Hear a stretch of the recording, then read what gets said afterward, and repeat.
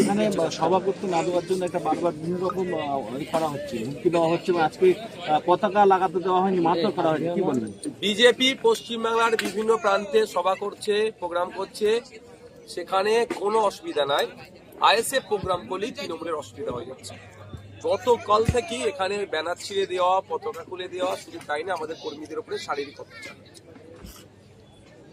তো তৃণমূল কংগ্রেস আইএসএফ কে আটকাচ্ছে কেন এবার বুঝতে হবে। বাংলার মানুষের কাছে আমি এটা বলতে চাই স্পষ্টভাবে, বিজেপি কে আটকাচ্ছে না আইএসএফ কে আটকাচ্ছে।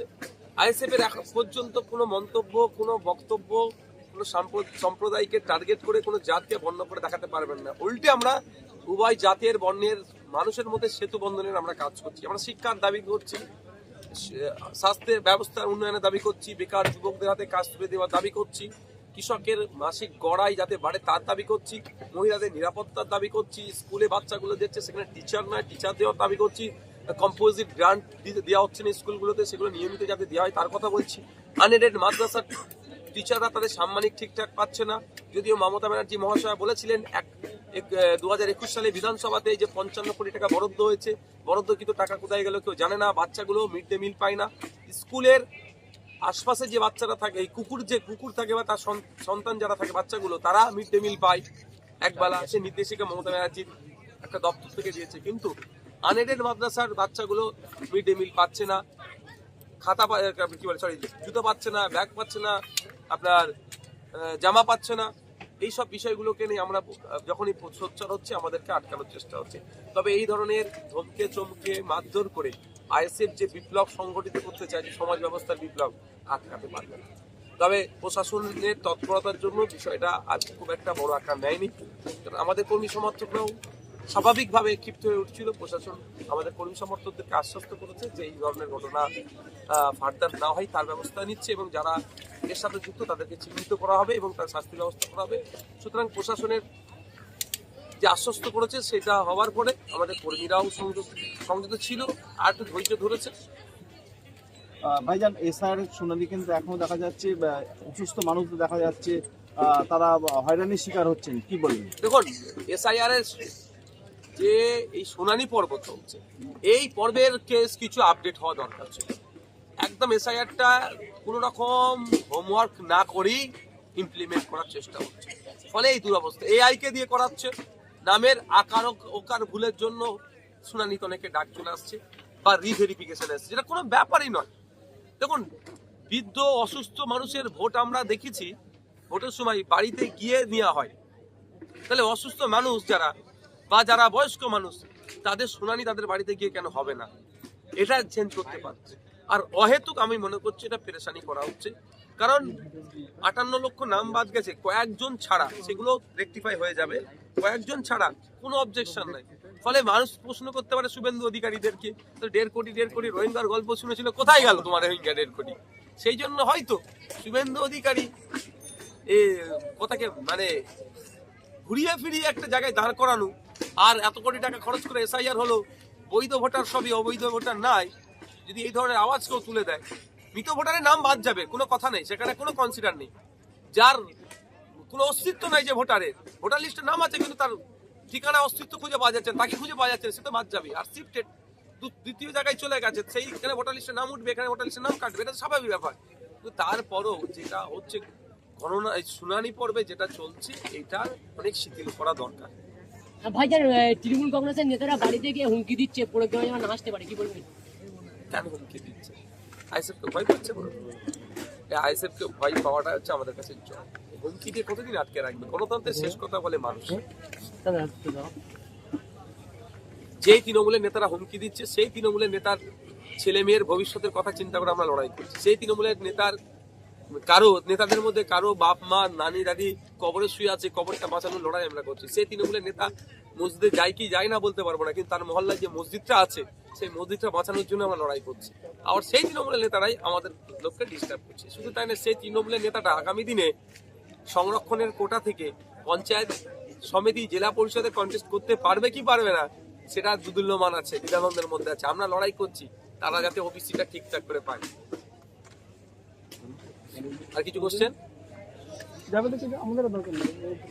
ধন্যবাদ জানাই আমরা ডিগির মানুষকে যে এত সন্ত্রাস হিংসা করার পরেও যে আপনারা মাথা তুলে দাঁড়িয়েছেন, সিদ্ধরা সোজা রেখে চলছেন।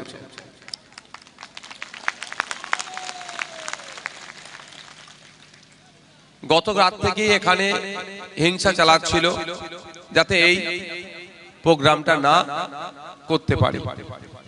কিন্তু আমি আপনাদের একটা কথা বলে যাই, পুলিশ প্রশাসনও জানে, আর যারাদেরকে হিংসা করাচ্ছে তাদের নেতারাও ভালো জানে, নওশাদ সিদ্দিক যেখানে কথা দেয় সেখানে এসে পৌঁছায়।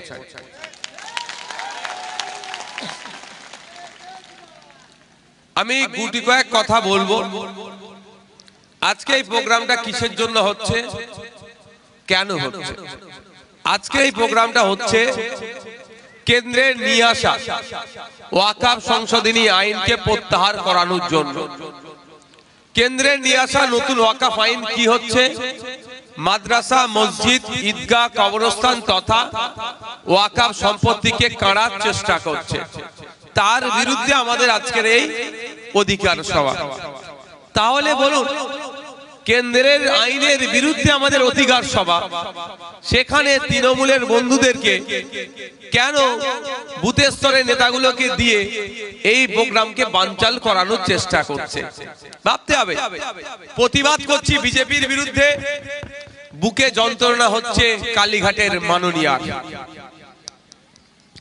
কালীঘাটের মাননীয়া বুকে ব্যথা ফিল করছে, চেস্টে পেন ফিল করছে যে মোদির বিরুদ্ধে বলছি আমরা, অমিত শাহর বিরুদ্ধে আমরা বলছি, আমরা আডবাণীর বিরুদ্ধে বলছি, আমরা দিলীপ ঘোষের বিরুদ্ধে বলছি, আমরা সুকান্ত মজুমদারদের বিরুদ্ধে বলছি, আমরা শুভেন্দু অধিকারীদের বিরুদ্ধে বলছি, কিন্তু বুকে যন্ত্রণা হচ্ছে কার? মমতা ব্যানার্জি তার দলের লোকেদের। কেন? কারণটা এটা, 1998 সালে আজকের যে তৃণমূল কংগ্রেস দেখছেন, এই দলটি তৈরি হয়েছিল কার হাত ধরে? আডানিজি, আদবানিজি, মুরলী মনোহর যোশী বা এই ধরনের যারা সিনিয়র লিডার্স আছে বিজেপির, তাদের হাত ধরে এই তৃণমূল কংগ্রেসের জন্ম হয়েছিল।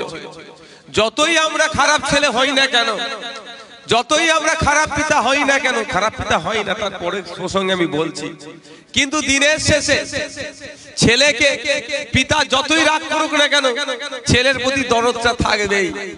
আর ছেলে বাপের প্রতি যতই রাগ দেখাক না কেন, দিনের শেষে বাপের প্রতি একটা সফট কর্নার থাকবে। তাই আমরা বিজেপির বিরুদ্ধে কথা বললে তৃণমূলের বুকে ব্যথা করার কারণটা এটাই, তৃণমূল নামক দলের জন্মটাই হয়েছে বিজেপি নামক দলের গর্ভ থেকে। ফলে আমরা বিজেপির বিরুদ্ধে কথা বললে এদের রাগ হয়, তৃণমূলের বিরুদ্ধে কথা বললো এদের রাগ হয়। আমি আপনাদের বলবো, আজকে যারা এই প্রোগ্রামকে বানচাল করার জন্য গতকাল থেকে ডিস্টার্ব করেছেন, হয়তো এখানে আরো বেশি লোক হতো, লোক হলো না, এটা নিয়ে আমি কোনোদিন ভেঙে পড়ি না। কিন্তু আমি তাদেরকে বলবো, যারা এই প্রোগ্রামকে মাঠে ময়দানে দাঁড়িয়ে আমার বানচাল করার চেষ্টা করেছে, যারা ডাইরেকশন দিয়েছে তাদের কথা বলছি না, যারা বানচাল করার চেষ্টা করেছেন, কে আমার একজন ব্যানার বানছিল তারপর আক্রমণ চালিয়েছে, সে তো ওষুধ হবে সেটা বলছি না আমি, সে সিস্টেমে হয়ে যাবে, চিন্তা নেই। আজকে পুলিশকে কন্ট্রোল করে রেখেছে বলে কিছু করছে না, অভিযোগ কিন্তু আমার দায়ের করা থাকলো, কপি আমার কাছে থাকলো। আজকে যেই পুলিশকে ওরা কন্ট্রোল করে অন্যায় করছে, সময় আসবে সেই পুলিশকেই আমরা নিরপেক্ষ করে অন্যায়ের আইনি ভাবে আমরা প্রতিশোধ নেব। আমরা আমার দিকে টানবো না, পুলিশকে নিরপেক্ষ রাখবো।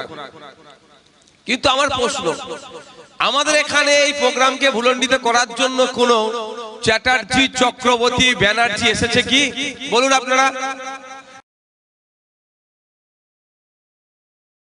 কোন মান্ডি, কোন হাসদা এসেছে এখানে? আসেনি।